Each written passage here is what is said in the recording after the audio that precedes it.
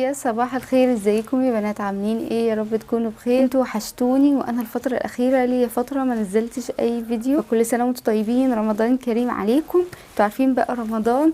فيديو النهارده هتكلم معاكم عن الحاجات اللي انا جربتها الفتره الاخيره وعجبتني جدا، عشان لو حد حابب انه يشتري حاجه برضو يعرف رأيي في المنتجات اللي انا كنت بجربها الشهر اللي فات. كمان هوريكم الحاجات اللي انا اشتريتها عشان تعرفوا المنتجات اللي انا بجربها حاليا. كنت مقررة ما اجربش اي غسول تاني.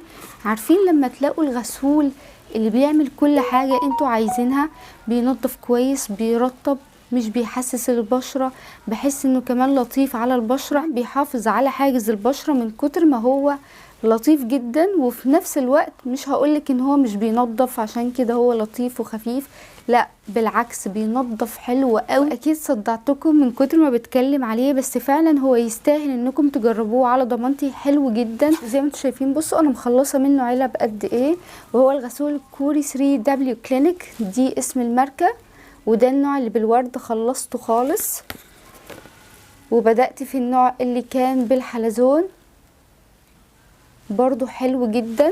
وحاليا اشتريت كمان عبوة جديدة، فهو حلو جدا وسعره 150. تاني حاجة معايا وهو الميسرال ووتر. النوعين دول حبيتهم جدا، جربتهم الشهر اللي فات. النوعين دول حلوين، المتاح عندك اشتريه. الاتنين لطاف على البشرة، الاتنين مناسبين للبشرة الحساسة، الاتنين مش بيحسسوا المنطقة اللي حوالين العين.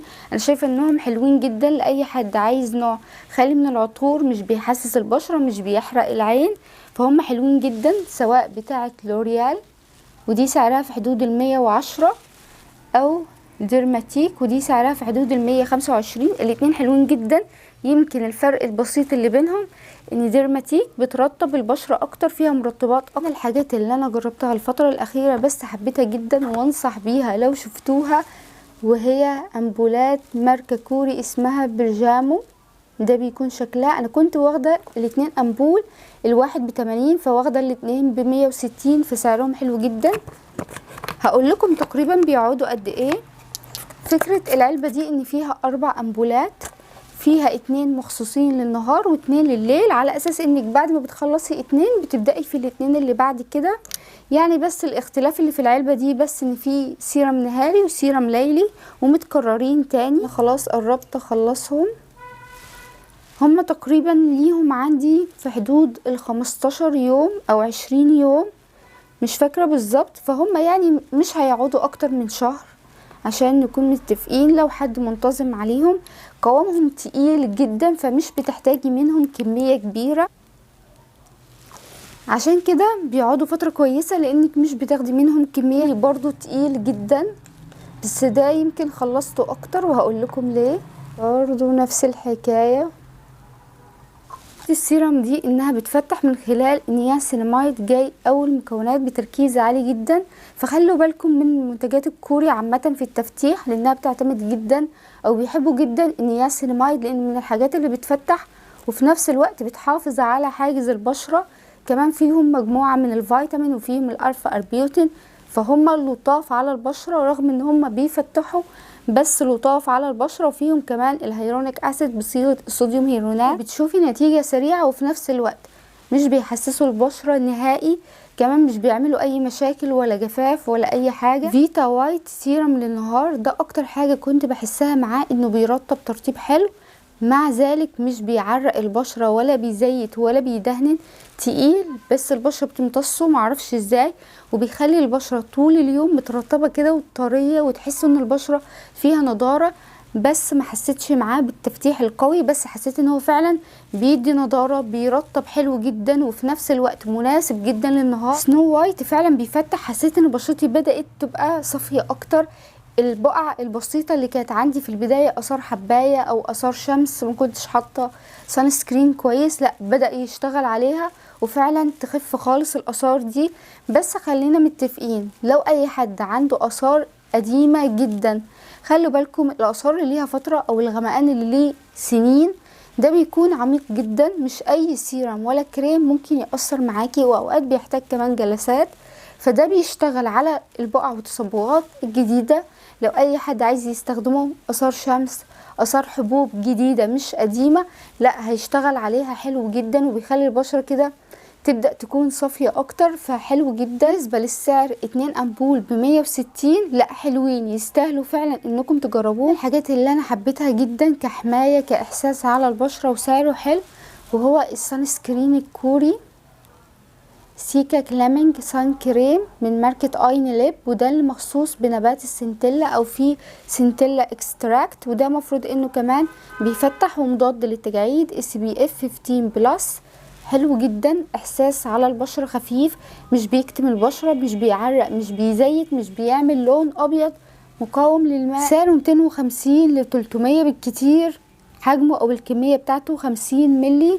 حلو جدا، واكيد اكيد هكرره تاني. بالنسبة لانواع السان سكرين حاليا بقى سعرها مبالغ فيه، فده شكله عشان لو حابين انكم تجربوه. بالنسبة لريحته، ريحته ريحة ورد خفيفة جدا، مش الروايح القوية خالص، لا ريحة ورد بسيطة، برضو بحسها انها مش بتضايق خالص، فبرضو حلو جدا. سليبنج ماسك من ماركة لانيج، ودي برضو ماركة كوري، سعره كان 100 جنيه.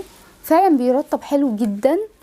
عايزه اقول لكم رغم ان حجمه، بصوا حجمه صغير اصلا، حجمه مش عارفه 15 ملي، وليه عندي فتره طويله. بصوا يا دوب مخلصه نصه، لان فعلا على قد ما هو جل، بس هو جل كريم، فلما بتوزعيه بتحسي انك مش محتاجه منه كميه كبيره، بتحسي لا هو جل بس برضو تقيل او فيه ملمس كريمي، فبيرطب حلو جدا. ده بالنسبه لي بعد الريتينول اساسي جدا عشان يخلي البشره تترطب وكمان يحفظ السيرم، فحلو جدا انصحكم بيه. وسعره مش غالي، سعره 90 100 بالكتير. كمان من الحاجات اللي حبيتها رغم في البدايه ما كنتش حباها قوي في الشتاء، بس فعلا في الصيف ترطيب للشعر خفيف على الشعريه جدا، مناسب للاستخدام اليومي، سعره حلو. وهو كلينز هير اويل، وده عباره عن زيت جوجوبا نقي، سعره في حدود 120. انا كنت مشترياه في عرض العبوتين ب200، فكانت العبوه الواحده ب100.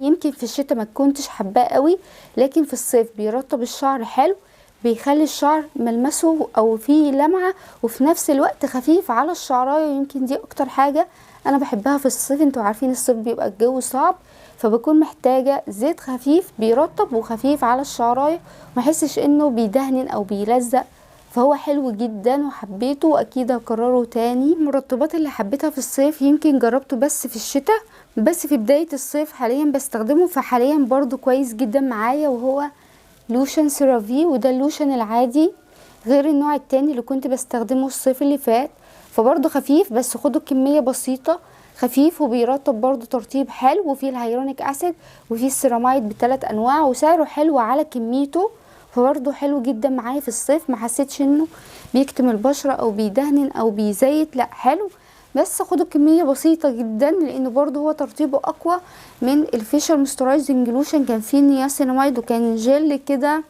خفيف اكتر. من الحاجات اللي انا حاليا لحد دلوقتي حلو جدا معايا، وكنت اتوقع بصراحة انه ما يعجبنيش، وهو نانو تريت فاونديشن.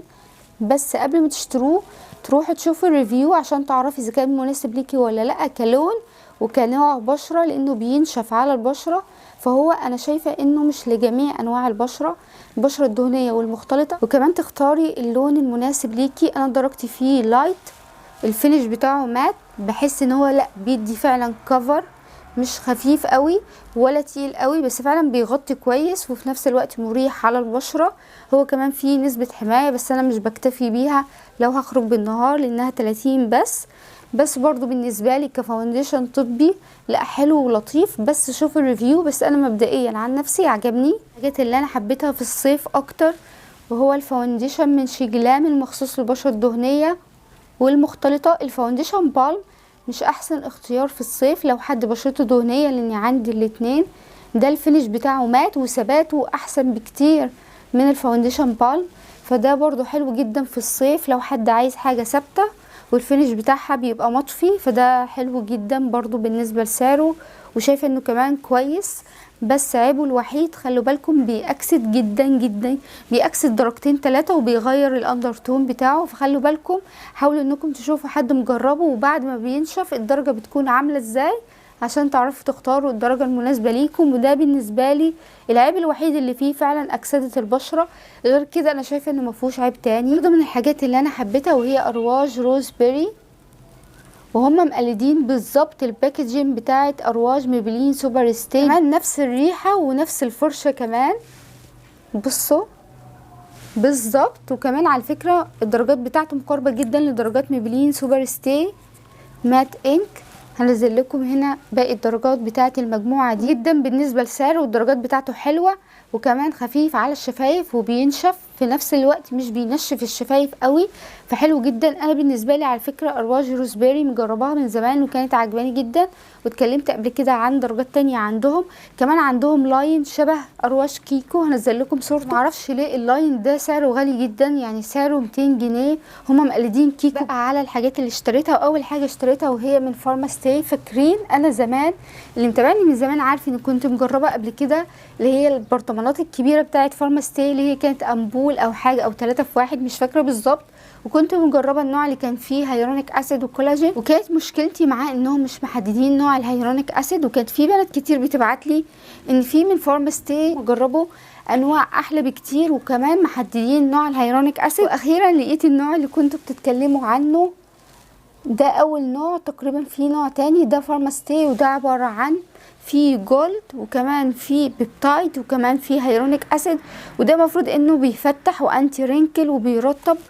بصوا بقى بالنسبه للمكونات هحط لكم صوره. المكونات بتاعته عجبتني جدا. حاجه معانا الميه، على طول بعدها الجليسرين وبعدها النياسيناميد. فجاي النياسيناميد فيه برضو بتركيز عالي، فده فكرته برضو ان في النياسيناميد بتركيز عالي. لها بقى مستخلصات مرطبه كتير، في العسل وفي الفروت وفي الصوديوم هيرونات، الهيرونيك اسيد بصيغه الصوديوم هيرونات، وفي طبعا ادينوساين المعروف عندهم من الحاجات الحلوه جدا، والكاستر اويل، واخر حاجه في العطر. وفيو بقى هكلمكم عن المكونات بالتفصيل، بس مبدئيا شايفه المكونات حلوه. في الجليسرين وده بيعمل وظيفه شبه وظيفه الهيرونيك اسيد بالظبط، وفي البيبتايد وفي النياسيناميد بتركيز عالي، وفي الصوديوم هيرونات يعني كانه بالظبط هيرونيك اسيد كمان، وفي مستخلصات كتير.